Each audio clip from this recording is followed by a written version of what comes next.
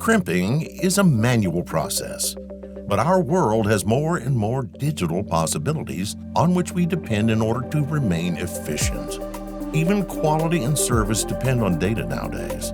For example, replacement is about speed and the avoidance of errors, especially with large quantities. The right information is desperately needed for the end user to know what he needs, and for the supplier to ensure consistent quality. We store all this information in the background, thanks to the CrimpCloud. But how does it find its way into the real world? The transfer of this collected data is as simple as genius.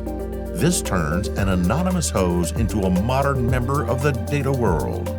The customer knows directly who to turn to you. And you know exactly how to help the customer. CrimpCloud is a software that connects equipment and people to build a quality hose assembly every time.